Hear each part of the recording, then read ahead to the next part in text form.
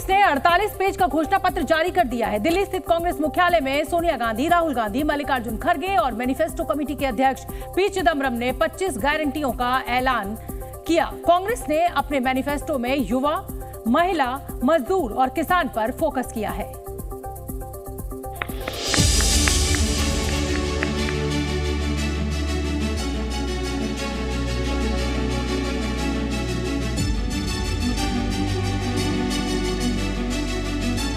चौबीस अकबर रोड स्थित पार्टी मुख्यालय से आज कांग्रेस ने अपना चुनावी घोषणा पत्र जारी कर दिया।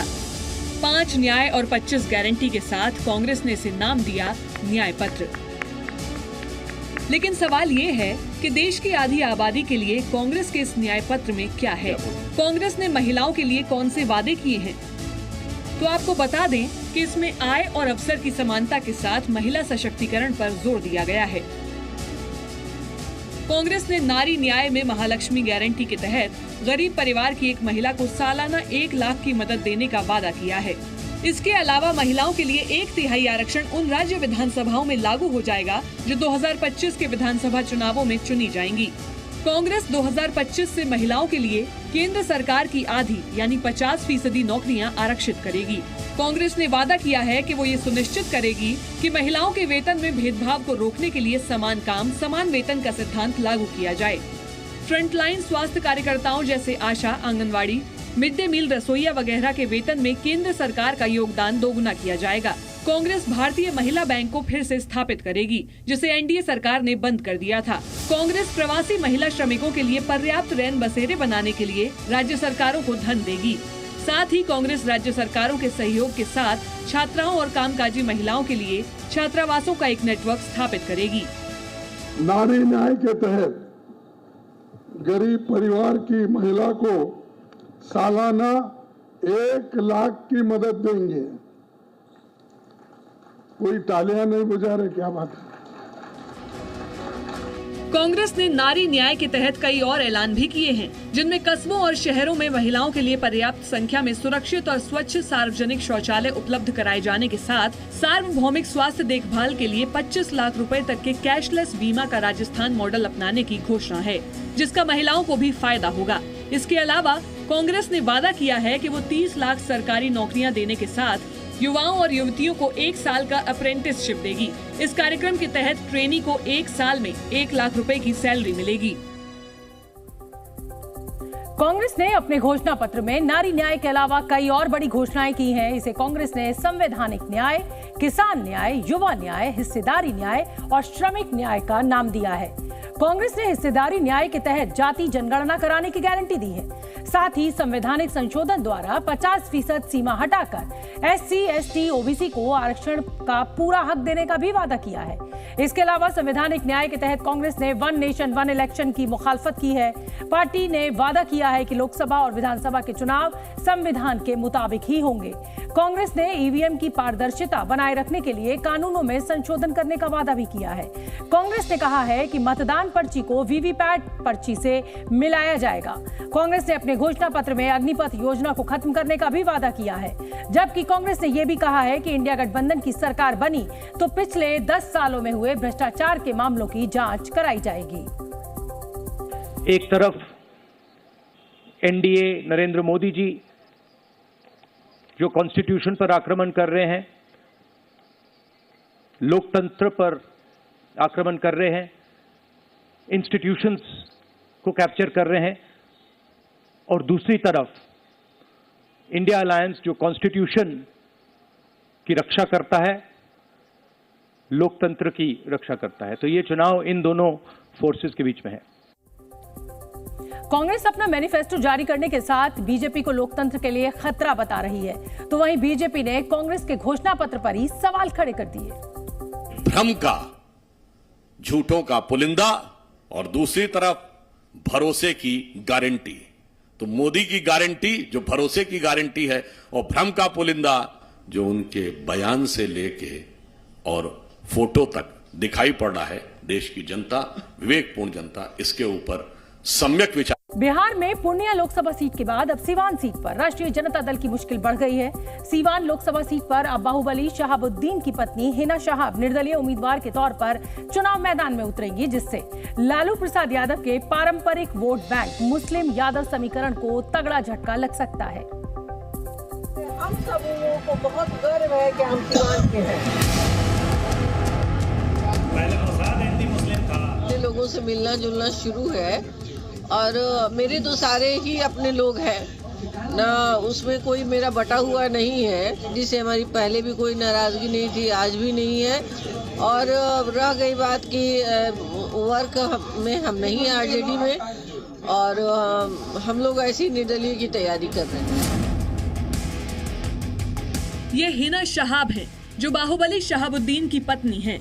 एक वक्त था जब बाहुबली शहाबुद्दीन लालू प्रसाद का बेहद करीबी था, लेकिन साल 2021 में शहाबुद्दीन की कोरोना से मौत होने के बाद लालू प्रसाद ने धीरे धीरे शहाबुद्दीन के परिवार से किनारा कर लिया। लेकिन अब शहाबुद्दीन की पत्नी हिना शहाब के ऐलान से लालू प्रसाद और राष्ट्रीय जनता दल की मुश्किलें बढ़ सकती हैं। दरअसल हिना बिहार के सीवान लोकसभा सीट से निर्दलीय उम्मीदवार के तौर पर अपनी दावेदारी पेश करने जा रही हैं, जिससे लालू प्रसाद यादव के मुस्लिम यादव समीकरण को बड़ा झटका लग सकता है। पिछले लोकसभा चुनाव में हिना शहाब को राष्ट्रीय जनता दल ने सीवान से अपना उम्मीदवार बनाया था। हालांकि हिना जनता दल यूनाइटेड की उम्मीदवार कविता सिंह से हार गई थी, लेकिन हिना को 3,31,515 वोट मिले थे और वो दूसरे नंबर पर रही थी। लेकिन इस बार आरजेडी ने हिना को टिकट न देकर अवध बिहारी चौधरी को उम्मीदवार बना दिया, जिससे नाराज होकर हिना ने निर्दलीय चुनाव लड़ने का दावा किया, जिसके संकेत हिना ने कुछ दिन पहले ही दे दिए थे। इससे पहले पूर्णिया लोकसभा सीट पर भी कुछ ऐसा ही समीकरण बन गया, जिससे आरजेडी की मुश्किल बढ़ गई है। पूर्णिया लोकसभा सीट पर आरजेडी ने बीमा भारती को उम्मीदवार बनाया, तो यहां पप्पू यादव ने निर्दलीय नामांकन कर दिया। दरअसल पूर्णिया सीट महागठबंधन के तहत हुए समझौते में आरजेडी के खाते में आई, लेकिन पप्पू यादव कांग्रेस में शामिल होने के बाद भी इस सीट से चुनाव लड़ने की बात कहते रहे और आखिरकार उन्होंने निर्दलीय उम्मीदवार के तौर पर पर्चा भर दिया। सीवान और पूर्णिया सीट पर आपसी घमासान से इंडिया गठबंधन की मुश्किल बढ़ती नजर आ रही है। सीवान से 4 बार सांसद रह चुके मोहम्मद शहाबुद्दीन अपराध और राजनीति के गठजोड़ का बड़ा उदाहरण थे। कहा जाता है कि लालू प्रसाद यादव उन पर खासे मेहरबान थे। शहाबुद्दीन के चेहरे को आगे कर लालू यादव बिहार की राजनीति में MY फैक्टर यानी मुसलमान और यादव वोटों का दम भरा करते थे। बाहुबल के दम पर शहाबुद्दीन ने 2 दशकों तक सीवान और आसपास के इलाके में दहशत फैला रखी थी। जेल में रहे या जेल से बाहर, शहाबुद्दीन इस इलाके में अपराध और राजनीति के सर्वेसर्वा माने जाते थे। शहाबुद्दीन के सियासी सफर की अगर हम बात करें तो उन्होंने 1990 में जेल के अंदर से ही राजनीति में कदम रखा था। जेल में रहते हुए बिहार की जीरादेई विधानसभा सीट से निर्दलीय चुनाव लड़ा था। शहाबुद्दीन ने तब कांग्रेस के त्रिभुवन सिंह को 350 से ज्यादा वोटों के मामूली अंतर से हराया था। इसके बाद शहाबुद्दीन ने लोकसभा का रुख किया और सीवान से 4 बार आरजेडी उम्मीदवार के तौर पर चुनाव जीते। उन दिनों शहाबुद्दीन का रौब ऐसा था कि हत्या, अपहरण और फिरौती के मामलों में नामजद होने के बावजूद उनको राजनीतिक संरक्षण मिलता रहा। जेल में रहने के बाद भी शहाबुद्दीन का सिक्का सीवान में चलता रहा और इसकी एक बड़ी वजह MY यानी मुस्लिम यादव फैक्टर भी है। सीवान संसदीय क्षेत्र में करीब 18 लाख मतदाता हैं, जिनमें 9,40,000 पुरुष और 8,55,000 महिलाएं हैं। जातिगत आंकड़े देखें तो सीवान में सबसे ज्यादा 19% आबादी मुसलमानों की है, जबकि यादव आबादी 17% है। वहीं ब्राह्मण 16% और राजपूत 16% है। ऐसे में अगर शहाबुद्दीन की पत्नी हिना को मुस्लिम वोट मिल गए तो आरजेडी उम्मीदवार अवध बिहारी चौधरी की मुश्किलें बढ़ सकती हैं। साथ ही लालू यादव का MY फैक्टर भी यहां सीवान में फेल हो सकता है। हर किसी को फिट बॉडी की चाह होती है, लेकिन महिलाओं को अक्सर आपने फिगर की ज्यादा फिक्र करते हुए देखा होगा। उन्हें हर चीज से ज्यादा वजन बढ़ने की चिंता रहती है। हर महिला चाहती है कि वो अपनी यंग एज वाले कपड़ों में फिट आती रहे।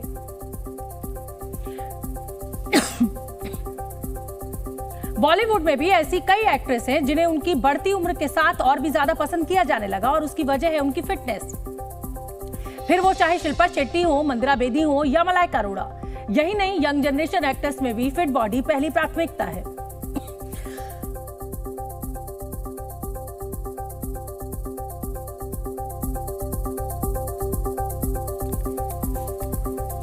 फिटनेस के लिए इनका क्रेज लाखों महिलाओं को प्रभावित करता है और उनके जैसी फिटनेस और मेंटेन्ड फिगर की चाह रखने वाली हर महिला इसके लिए तमाम तरीके भी आजमाती है। कोई जिम जाता है, कोई जुम्बा करता है, तो किसी को फिट बॉडी का राज योग में नजर आता है। इसी में एक नया ट्रेंड है इंटरमिटेंट फास्टिंग। सबसे पहले आपको इसका मतलब समझाते हैं कि आखिर ये इंटरमिटेंट फास्टिंग होती क्या है और इससे वजन कैसे कम होता है। इंटरमिटेंट फास्टिंग का मतलब है कुछ घंटे खाना और फिर लंबे अंतराल यानी लंबे इंटरवल तक उपवास रखना। इंटरमिटेंट फास्टिंग 3 तरीके से की जाती है। इसका सबसे पॉपुलर तरीका है टाइम रिस्ट्रिक्टेड डाइट। इसमें आमतौर पर 8 घंटे तक आप खा सकते हैं, फिर 16 घंटे आप कुछ नहीं खा सकते हैं। दूसरा तरीका है हर दूसरे दिन 24 घंटे का उपवास यानी पूरी तरह खाने पर ब्रेक। और तीसरा तरीका है हफ्ते में 2 दिन व्रत। इस दौरान पानी, नारियल पानी, नींबू पानी जैसी चीजें आप ले सकते हैं। रमजान का महीना चल रहा है जिसमें लोग उपवास करते हैं। अगले हफ्ते नवरात्रे भी शुरू हो जाएंगे जिसमें कई लोग तो पूरे 9 दिन का उपवास करेंगे। लेकिन अगर आप वजन घटाने के लिए इंटरमिटेंट फास्टिंग कर रहे हैं तो एक नई रिसर्च आपको जरूर हैरान करेगी।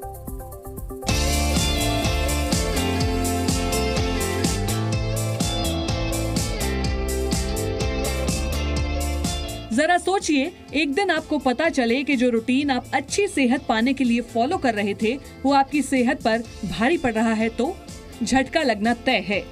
दरअसल इंटरमिटेंट फास्टिंग पर एक नई रिसर्च आई है जिसने सबको हैरान कर दिया है।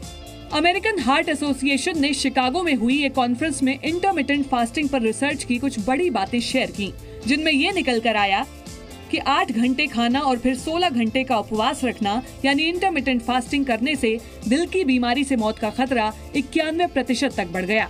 10 घंटे की डाइट फॉलो करने वाले दिल की बीमारी के मरीजों में ये खतरा 66% तक बढ़ा। कैंसर के मरीजों में ये खतरा और भी ज्यादा था।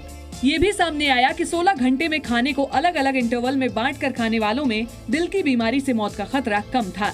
रिसर्च के मुताबिक 8 घंटे खाने और फिर 16 घंटे भूखे रहने के शेड्यूल से किसी की उम्र नहीं बढ़ी। स्टडी का ये नतीजा निकाला गया कि इंटरमिटेंट फास्टिंग के शेड्यूल से शुरुआत में थोड़ा फायदा जरूर होता है, लेकिन लंबे समय में इससे नुकसान हो रहा है। 20,000 वयस्क लोगों के डेटा के आधार पर इस रिसर्च को किया गया है। इन सभी की औसत उम्र 48 वर्ष थी। इसमें आधे पुरुष और आधी महिलाएं शामिल थीं। लेकिन यहाँ दिलचस्प बात यह है कि साल 2020 में new England journal of medicine में पब्लिश एक रिसर्च में इंटरमिटेंट फास्टिंग को लंबी उम्र के लिए फायदेमंद बताया गया था। रिसर्च में दावा किया गया था कि अगर आप 18 घंटे में 3 बार यानी 6-6 घंटे के गैप पर खाना खाते हैं तो बुढ़ापा देर से आता है। यहाँ तक कि कैंसर का खतरा कम हो सकता है। हालांकि रिसर्चर ने ये साफ किया था कि लंबे समय में ऐसा व्रत करने से क्या असर होता है उसे देखा जाना बाकी है। यहाँ सवाल ये उठता है कि जब इंटरमिटेंट फास्टिंग को लेकर दोनों तरह की बातें हैं तो लोगों को क्या चुनना चाहिए। ये है पेशे से टीचर अंशु, जिन्हें एक्सरसाइज के लिए कम समय मिलता है, इसलिए वो इंटरमिटेंट फास्टिंग से अपने वजन को काबू करने की कोशिश कर रही हैं। मुझे इसकी हैबिट हो गई है क्योंकि मेरी फैमिली अराउंड 7:30 डिनर कर लेती है। तो 7:30 डिनर मीन्स हम ब्रेकफास्ट 9:30 मॉर्निंग और कई बार 10 भी हो जाते हैं, तो that is intermittent fasting. But as per जैसे मेरे हस्बैंड कर पाते हैं उतना रिलीजियसली मैं नहीं कर पाती, क्योंकि मुझे ना रात को दूध पीने की हैबिट है। तो मैं 10 या 10:30 के अराउंड अपना दूध का एक मग लेती हूँ। उसके बाद मतलब I am empty stomach till 10 in the morning. लेकिन मधु को लंबे समय तक खाना छोड़ने का ये आइडिया समझ में नहीं आता। वो धार्मिक वजहों से ही साल में 2 से 4 बार व्रत रखती हैं। हम लोगों में एक्चुअली फास्ट जो होते हैं वो इतने हो जाते हैं कि वो उसी के बराबर हो जाते हैं। जैसे समटाइम हमारे बड़े फास्ट आते हैं, करवा चौथ हो गई, तीज हो गया, हम उसमें सुबह सिर्फ चाय पीते हैं और शाम तक कुछ भी नहीं खाते हैं, और फिर एकदम से कुछ खाते हैं तो वही गैस्ट्रिक बनना, ये प्रॉब्लम हमारे साथ होती है। तो ये बहुत ज़्यादा मतलब हेल्थ इशू बन जाता है धीरे धीरे। तो मैं इतना लंबा कर भी नहीं सकती फास्ट की, इतनी देर तक 6-7 घंटे कुछ ना खाओ और फिर आप एकदम से कुछ खाओ, ये मेरे बस की नहीं है। लेकिन व्रत में हमारा शरीर कैसे काम करता है और उससे वजन कैसे घटता है ये समझ लीजिए। हमारे शरीर को काम करने के लिए एनर्जी चाहिए जो ग्लूकोज से मिलती है, और ग्लूकोज खाना खाने से बनता है। खाना खाने के बाद पाचन तंत्र खाना पचाने में लग जाता है और ग्लूकोज बनाता है। लेकिन व्रत के समय यही पाचन तंत्र रिपेयरिंग का काम करता है, यानी शरीर में स्टोर फैट को तोड़कर एनर्जी में बदलता है, जिससे वजन कंट्रोल होता है। इस दौरान शरीर डिटॉक्सिंग भी करता है। टॉक्सिन्स यानी जहरीले पदार्थों को बाहर निकालने का काम करता है। न्यूट्रिशनिस्ट के मुताबिक किसी भी तरह के व्रत से फायदा होगा या नुकसान, ये आपसे जुड़ी कई बातों पर निर्भर करता है, जैसे कि आपकी उम्र क्या है। हेल्थ एक्सपर्ट्स मानते हैं कि बच्चों और बुजुर्गों को व्रत से फायदा नहीं होता। दूसरा, आपको कैसा शरीर मिला है, यानी जेनेटिकली आपकी बॉडी कैसी है। और तीसरा ये कि आपने व्रत के बाद खाने में क्या खाया है, क्योंकि उपवास रखकर कई बार लोग हैवी खाना खाते हैं जो उनकी मेहनत पर पानी फेरने जैसा होता है। इसको आप एवरीडे ना करें, 3 दिन कर लें, 4 दिन कर लें। और कुछ और भी किस्म की फास्टिंग होती हैं, जैसे ऑल्टरनेट डे फास्टिंग होती है, जिसमें आप एक दिन नॉर्मल खाना खाएंगे, एक दिन खाली फल सब्जी खाएंगे। तो वो भी एक किस्म का फास्टिंग है। तो intermittent fasting, alternate day fasting और भी जो हमारी फास्टिंग के तरीके होते हैं, उनको अगर हम करना चाहें कर सकते हैं। मतलब फास्टिंग एक अपने आप में एक टूल है, लेकिन it is not the complete way of eating for everybody.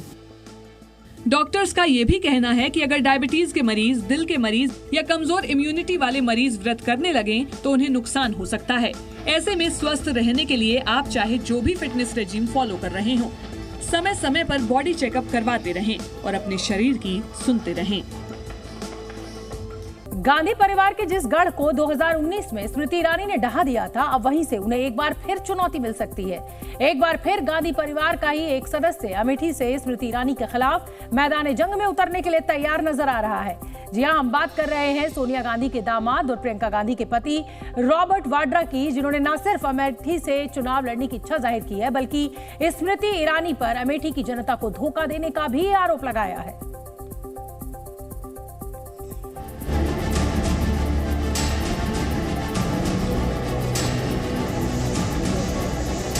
मैं अमेठी को ही रिप्रेजेंट करूं।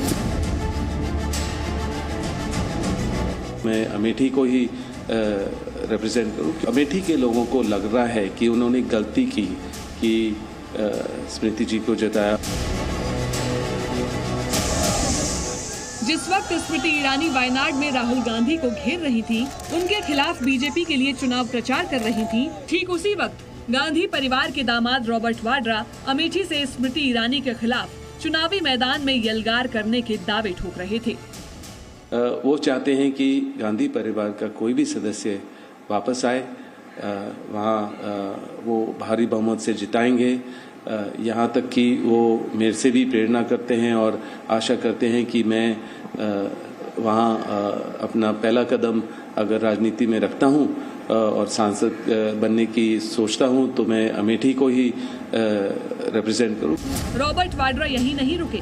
अमेठी की जमीन से राजनीति के आकाश में उड़ान भरने की इच्छा जाहिर करने के बाद उन्होंने स्मृति ईरानी पर वहां की जनता से किए वादों को पूरा न करने का आरोप भी लगा दिया।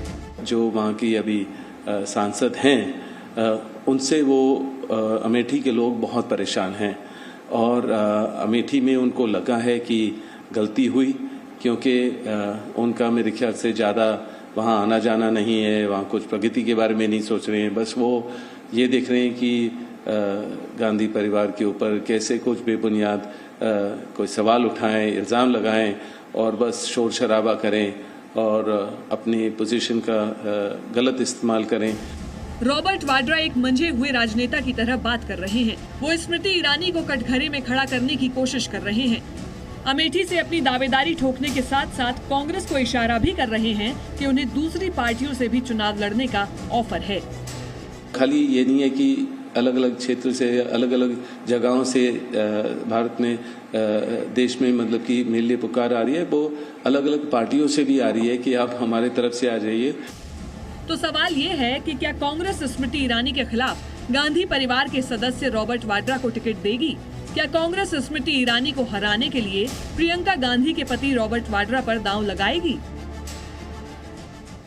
अमेठी से रॉबर्ट वाड्रा की दावेदारी को लेकर सवाल इसलिए भी उठ रहे हैं क्योंकि अगर उन्हें वहां से टिकट मिलता है तो बीजेपी एक बार फिर परिवारवाद का मुद्दा उठाते हुए कांग्रेस को घेरने में जुट जाएगी।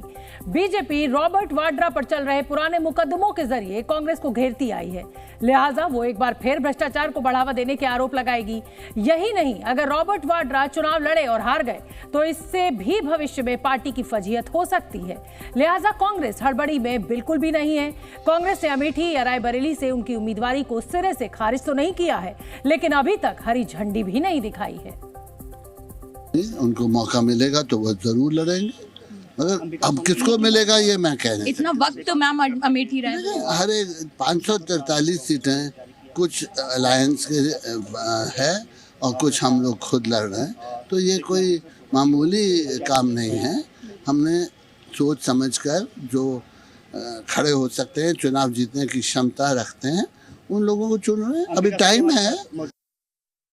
मैं नहीं जानती कांग्रेस का प्रत्याशी कौन होगा, लेकिन ये अपने आप में बहुत ही मुझे लगता है कि एक अजीब मंजर है कांग्रेस की राजनीति का। पहली बार अमेठी से प्रत्याशी घोषित करने में कांग्रेस इतना समय लगा रही है, इतना चिंतन और मंथन कर रही है।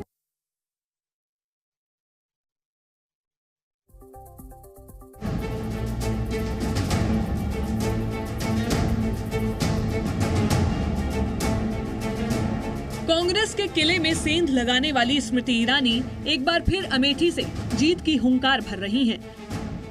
तो वहीं प्रियंका गांधी के पति रॉबर्ट वाड्रा उन्हें चुनौती देने की इच्छा जाहिर कर रहे हैं। अब रॉबर्ट वाड्रा को टिकट मिलता है या नहीं, ये फैसला तो कांग्रेस आला कमान करेगी, लेकिन उनकी दावेदारी को बीजेपी अभी से खारिज करती नजर आने लगी है। वो शायद कंटेस्ट कर सकते हैं, पीपल एक्सेप्ट मी और इस तरह की बातें मेरे रिप्रेजेंटेशन को। क्या लग रहा है आपको? कौन? रॉबर्ट वाड्रा जी। कौन है? कौन है? मैं नहीं जानता हूँ, सही में नहीं जानता हूँ कौन है। राष्ट्रीय प्रवक्ता हो कि मैं नहीं जानता हूँ, बाकी जनता जानेगी, पता नहीं किसका किसका नाम आप लोग ले आती है। देखिए, रॉबर्ट वाड्रा ने जो कहा, एक बात तो बहुत स्पष्ट है कि ये परिवारवाद से बाहर निकल ही नहीं सकते। अब देखो रॉबर्ट क्या बोल रहे हैं जी कि मेरे से उम्मीद करते हैं। फिर भी तुम क्या हो, तुमसे उम्मीद करते हैं? गांधी परिवार के दामाद होने के अलावा तुम्हारे पास ऐसा कौन सा सर्टिफिकेट है जिस तुमसे लोग उम्मीद करते हैं? तो बहुत स्पष्ट है, ये लोग परिवार से बाहर जा नहीं सकते। बीजेपी के साथ साथ उसके सहयोगी दलों ने भी रॉबर्ट वाड्रा पर निशाना साधना शुरू कर दिया है। जेडीयू ने कहा है, अगर वो अमेठी से चुनाव लड़ते हैं तो ये कांग्रेस की परिवारवादी राजनीति की एक और मिसाल होगी। रॉबर्ट वाड्रा जी भी गांधी नेहरू परिवार के माननीय सदस्य हैं। उनके उम्मीदवारी के बाद ये जो सैकड़ा है परिवारवाद का, ये पूरा हो जाएगा। मैं चाहता हूं कि वो वहां से चुनाव लड़े। सोनिया गांधी के राज्यसभा में जाने के बाद से कयास लगाए जा रहे हैं कि रायबरेली सीट से प्रियंका गांधी चुनाव लड़ सकती हैं। राहुल गांधी ने वायनाड से तो नामांकन कर दिया है, लेकिन अमेठी से वो लड़ेंगे या नहीं, इस पर कोई संकेत अभी तक नहीं दिया है।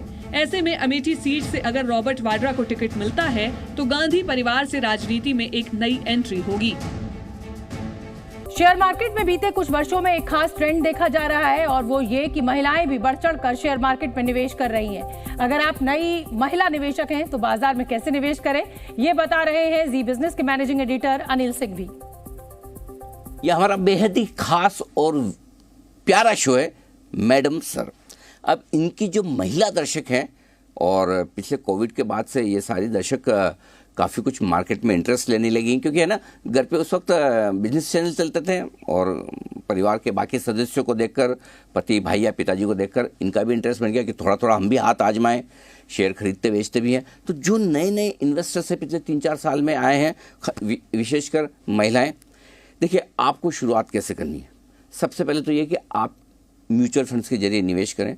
तो कोई भी 1 या 2 अच्छे फंड पकड़ लें आप, या तो रेगुलर तरीके से SIP करें या आप अपना पैसा लगा लें। और आज के वक्त जो अच्छे फंड्स हैं जहां आपको पैसा लगाना चाहिए वो इक्विटी मार्केट में फ्लेक्सी कैप फंड्स हैं, जिसमें अलग अलग थोड़े बड़े शेयर भी होते हैं, मिड कैप शेयर भी होते हैं, छोटे शेयर भी होते हैं। तो पहला काम वो करें। तो पहली आपकी स्टेप क्या है? अच्छे म्यूचुअल फंड्स में पैसा लगाना। दूसरी स्टेप क्या है? क्योंकि ना फंड में लगा के मज़ा नहीं आता, मज़ा शेयर खरीदने बेचने में आता है। तो आप दूसरी स्टेप पे शुरुआत करें IPO से। अच्छे पब्लिक इशू, और अच्छे पब्लिक इशू कैसे पता चलेगा? लगभग सारे IPO का विश्लेषण हम करते हैं और हम बताते हैं कि किस IPO में पैसा लगाना चाहिए। तो आप जी बिजनेस पर देख भी सकते हैं कि कौन से IPO आपको पैसा लगाने लायक हैं।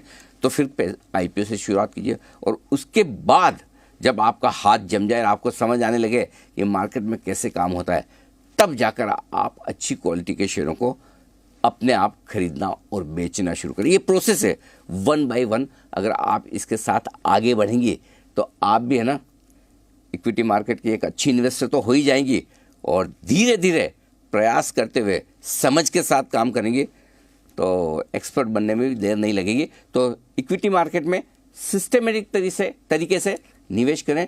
ये ट्रेडिंग वेडिंग में क्या है कि थोड़ा है ना बड़ा ऊपर नीचे होता है, फिर आप डर जाएंगे, अरे ये हमें मार्केट समझ में भी नहीं आता, स्टॉक लिया बड़ा गिर गया, ऊपर नीचे होता है, प्रेशर आता है। सो तरीके से काम करिए, बड़ा पैसा बनेगा।